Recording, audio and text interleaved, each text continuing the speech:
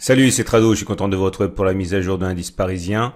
Au programme de la vidéo, l'analyse technique de la séance du jour, la mise au point sur les trades haussiers et baissiers qu'on peut et qu'on pouvait engager, les nouveaux trades envisageables et je vous retrouve de l'autre côté.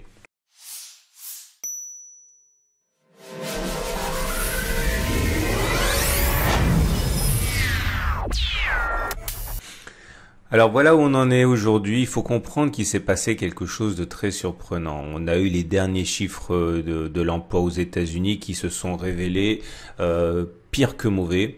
On a 6,6 millions en plus de demandes d'allocation chômage. On était à plus 3 millions lors des derniers chiffres, donc 10 millions en espace de 2 enquêtes.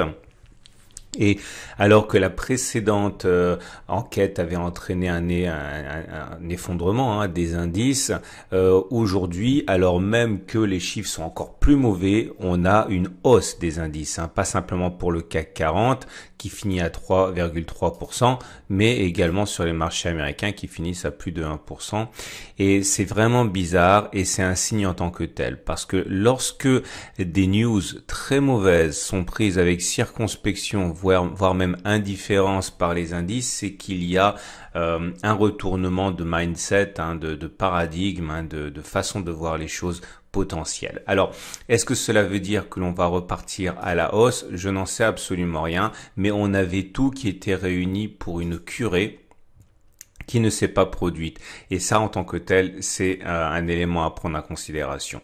Est-ce que cela veut dire également que les marchés, finalement, ont pricé, comme on dit, une baisse importante de la production en faisant baisser les indices de 40% et que maintenant on attend de voir la suite avant d'aller plus bas?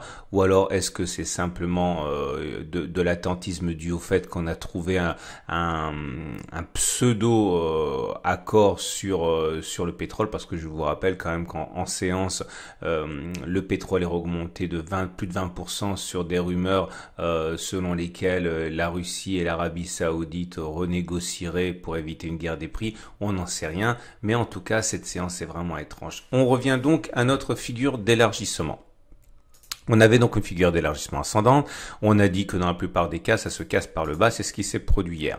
Alors maintenant, on l'a dit également, et je vous invite à backtester, que on a plusieurs objectifs. Premier objectif, aller chercher le dernier point auquel on a raccroché l'oblique qui a été cassé. Puis après, c'est le tour du deuxième, la troisième. Il n'y a aucun impératif pour que l'on visite les trois. Il y a aussi d'autres objectifs plus bas. J'y reviendrai le cas échéant.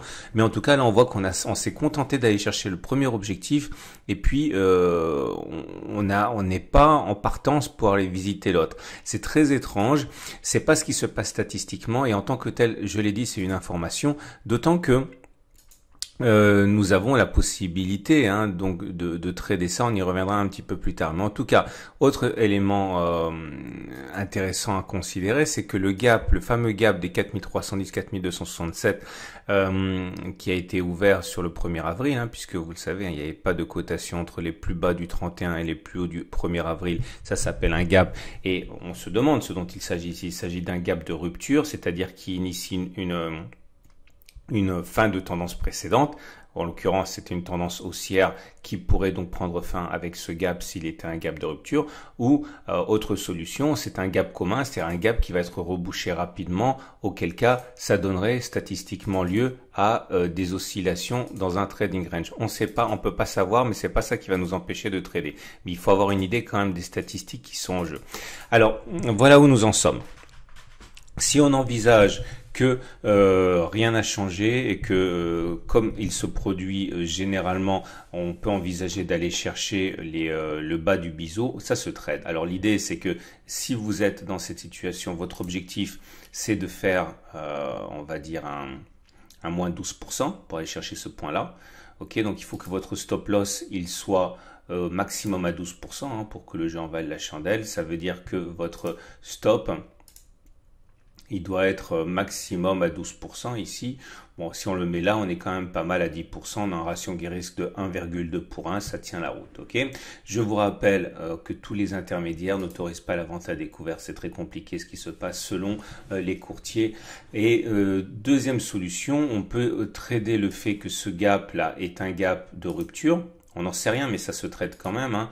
L'idée et l'avantage, c'est que ça nous permet d'avoir un stop qui est beaucoup plus étroit. On le met là, ça suffirait à 4%, ouais. Il ne sera pas rebouché de toute manière, ce gap, si c'est un gap de rupture. Et l'objectif, si on va chercher le support journalier à 7, voire même 10%, on a un excellent ratio gain-risque. Donc ça aussi, ça se traite, c'est pas mal.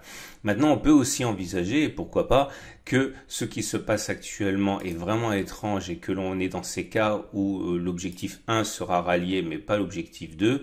Et dans ce cas, effectivement, on peut passer acheteur.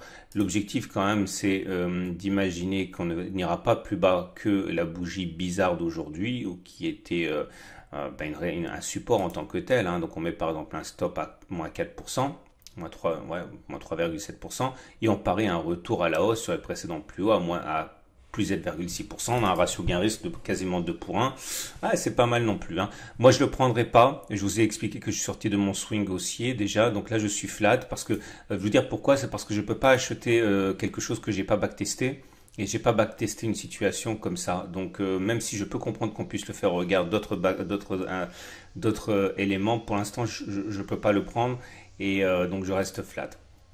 J'aimerais vous attirer votre attention sur le fait que au niveau des éléments techniques, ah non, le chandelier japonais, j'oublie toujours. Donc le chandelier japonais, il est plutôt moyen, on va dire, hein, puisqu'on termine dans le tiers neutre, voire même légèrement aussi, on va dire neutre. Bon, c'est surtout la mèche basse qui est intéressante, qui veut dire qu'il y a eu des rachats à bon compte, hein, et on a du mal encore une fois à comprendre le pourquoi de cette mèche basse, hein. En tout cas, les éléments techniques, eux, sont assez intéressants également. Et j'ai reçu, oh là là, je sais pas combien de mails me disant que cette histoire de backtest, c'est vraiment génial, etc. Écoutez, oui, c'est vraiment génial les backtests et surtout on ne peut pas trader si on ne fait pas de backtest. Et je répète encore une fois que l'avantage de ma formation intégrale, c'est qu'elle vous met quand même sous le nez le résultat de 10-12 ans de backtest, hein, qui vous permettent de gagner du temps. Mais au-delà, il faut que vous appreniez à backtester vous-même les choses, hein. On ne peut pas trader des setups qui n'existent que dans votre imagination. Je vous montre un autre exemple là. Là, on est dans une situation où on a eu un croisement haussier faible. C'est la M7 qui montait et la M20 qui descendait, qui se croisent. J'ai relevé pour vous, bon, qu'est-ce qui va se passer maintenant? J'en sais rien. Okay. Le danger, c'est qu'on ait maintenant un faux croisement haussier. C'est-à-dire que la M7 qui a croisé la M20 à la hausse et finalement, on aurait la M7 qui recroiserait à la baisse. Ok, ça s'appelle un faux croisement et qui entraînerait une forte baisse, hein. Alors, est-ce que ça se trade? Oui, bien sûr que ça se trade. Je pourrais d'ailleurs tout à fait le faire.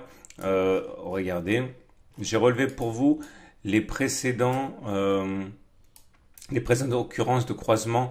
J'en ai pris 20, ok, 20 croisements haussiers faibles. Donc, vous voyez la M7 qui monte, la M20 qui descendait. Là, il y a une hausse derrière.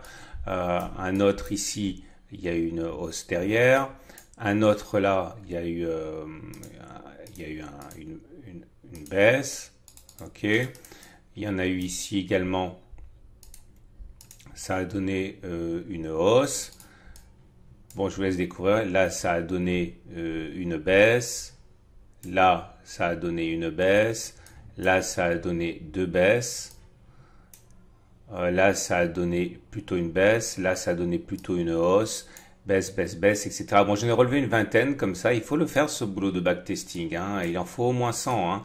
Et sur les 20 que j'ai relevés, mais c'est encore une fois, ça suffit pas, hein. C'est simplement, je partage avec vous la façon de fonctionner des analystes techniques et des traders. Là, sur 20 croisements haussiers faibles, j'ai relevé 12 qui ont baissé et 8 qui ont monté derrière. Autrement dit, 60% sur les 20 derniers backtests, ce qui est insuffisant. Mais en gros, on imagine que je l'avais fait sur les 100 dernières, mais je l'ai déjà fait, hein, mais pas aujourd'hui. Eh bien, ça veut dire clairement qu'on a plus de chances d'augmenter que de baisser. Ok, donc idéalement ici, je pourrais envisager de swinger à la baisse, hein, pour tirer parti de cela. La raison pour laquelle je ne swing pas à la baisse, c'est parce que je suis vraiment perturbé par la séance du jour qui allume des courses, des coupes-circuits chez moi, hein. Mais voilà, je vous montre comment je fonctionne. Les bandes de Bollinger, elles sont en contraction, hein, donc baisse de la volatilité. Ça veut dire que lorsque l'on touchera cette Bollinger, ça risque de bloquer à à la baisse, hein. Regardez les éléments techniques. Alors les éléments techniques sont intéressants également. Pourquoi? Eh bien parce qu'on a notre premier signal baissier, le MACD0 qui vient de croiser son signal à la baisse.